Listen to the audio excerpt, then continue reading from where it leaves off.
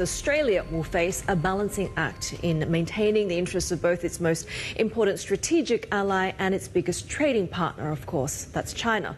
Bloomberg's Paul Allen takes a closer look.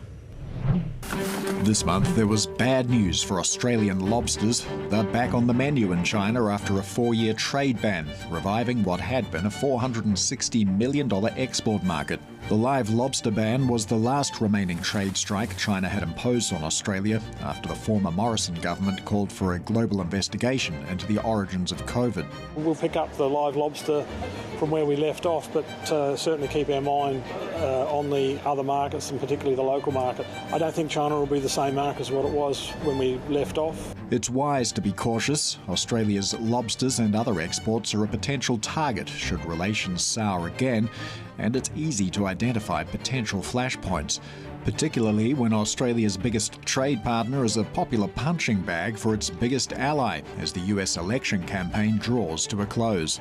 I will make sure that America, not China, wins the competition for the 21st century. I want to cut taxes on Americans while putting tariffs on China and foreign countries. While the prospect of a Harris presidency means more predictability around trade, the impact of Trump tariffs could mean upheaval.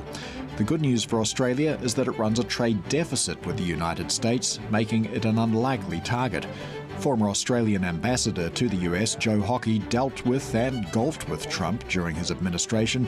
He's seen the Trump tariff movie before. What worked with Trump, as I said, under our trading relationship, you win. You've got a big trade surplus with us. And they throw, oh, but you've got a big trade surplus with China. I go, isn't that great? Someone's getting stuff out of China. We're on your side. And they, oh, okay, yeah, maybe that works. You know, so because it ends up going back to the US because we've got a trade deficit with the US. In either a Trump or a Harris administration, defence looms as another flashpoint. As a US ally and member of the Quad, Australia's stance in the contested South China Sea is a sore point for China. Though not directly involved in the South China Sea issue, the United States, Japan, India, and Australia are resorting to microphone diplomacy to criticize and smear China, stirring up troubles and misleading the public. China is also an opponent of the AUKUS alliance, which would see US nuclear submarine technology transferred to Australia. AUKUS was a Biden project, likely to continue under Harris, and experts see it surviving under Trump as well. I think Trump will look on AUKUS as a business deal. I think he wants it scrubbed, and he says, oh, this is a really big project. Where's the money going? Where's the contracts going? Where are the jobs going? Does this serve America first? Now, I think he'll come out on the other side as seeing it as an okay agreement. There is one certainty Australia can rely on after the dust settles on the US election. The diplomatic balancing act will remain as delicate as ever. Paul Allen, Bloomberg, Sydney. A Lowy Institute poll has found that 73% of Australians would prefer Kamala Harris become the next US president, 22% of respondents preferring Donald Trump. Let's get some more perspective with Michael Fullilove, who's an executive director at the Lowy Institute. And it's quite an interesting survey, and there is some skewing on those responses depending on whether you're talking to, I guess, Labor and Green voters and those that identify as coalition voters. But is this on the basis that there is a belief that Kamala Harris would be able to better handle aspects of this election that are pertinent to Australia, namely China and regional security? I mean, you never know how respondents to a poll, what's going through the minds of respondents to a poll, but I would suggest that Mr. Trump's instincts run counter to Australians' instincts on all the big issues. For example, he is hostile, as we've just heard, to free trade. Australia is a trading nation. He is a bit of an isolationist. Australians are internationalist. We are a proud US ally. He believes that allies are scroungers and freeloaders. So I think it's less of a judgment probably on Harris, because to be honest, even if you talk to insiders in the White House, it's not exactly clear what Harris's worldview is, but it's more, I think, probably a reflection on the fact that Australians' attitudes to the world, as demonstrated over many, many polls, are quite different from Mr. Trump's.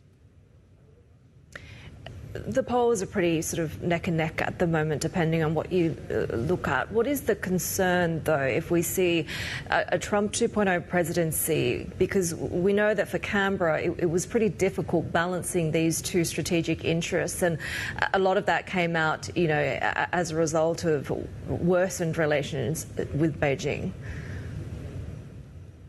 Well, look, I think every ally in the world, including Australia, will have to work out, if Mr. Trump returns to the White House, what is the best way to manage it. We saw last time that being an outspoken critic of Mr. Trump, as Ms. Merkel was, is not helpful, probably not wise. On the other hand, throwing your whole lot in with him is also probably not good for the soul. And so I think what Australia would have to do is be a pragmatist, be in the centre. Shinzo Abe, I think, last time was pretty effective at this. Show a lot of respect to Mr. Trump, treat him in a courteous way, but at the same time maintain your dignity. You know, work on him behind closed doors rather than through megaphone diplomacy. It's that sort of style. Then you come down to the personalities, the personal connection between the leaders. If it's Mr. Albanese and in Canberra and Mr. Trump in Washington, well, it's hard to think of two individuals who are more different than Mr. Albanese and Mr. Trump in terms of their origins, their values, their careers, their worldviews. If it's Kamala Harris and Mr. Albanese, that's a much easier relationship to navigate. But whoever's there, as you say, the United States is changing. China is leaning forward. So Australia does need to maintain this strong alliance with the United States, which 7 or 8 out of 10 Australians think is really important to our security, but at the same time maintain respectable, stable relations with China. Michael, we saw groupings like the Quad, the AUKUS really flourish during the Biden administration. Are these groupings threatened depending on who wins?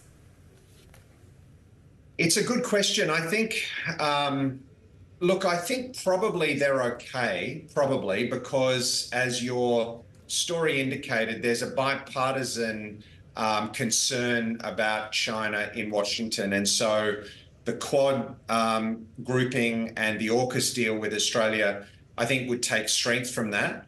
On AUKUS, I'm pretty sure that Harris would continue with AUKUS because, of course, AUKUS is one of the signature achievements of which the Biden administration, of which she was part, is proudest. So I can't see her walking away from it. Trump is a slightly different matter. He hasn't said much publicly on it. I asked J.D. Vance, Mr. Trump's running mate, at the Munich Security Conference in February about AUKUS, and he said he's a fan of AUKUS. But you could imagine Mr. Trump, who has a record actually of relitigating deals that his predecessors have made. You could certainly imagine him saying, well, have we maximised the return for the United States out of AUKUS? Do we need to reopen it? I'd say that is a risk that Canberra needs to factor into their calculations.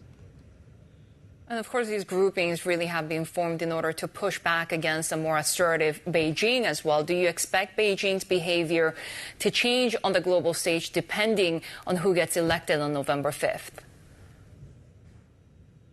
I'm sure they will adjust because the United States is still the most powerful swing factor. It's the most powerful global actor, the only country with a truly global foreign policy. But China is also on its own path.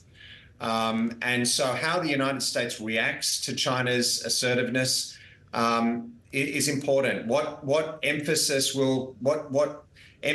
does Kamala Harris put on checking China? We don't know really too much about her instincts.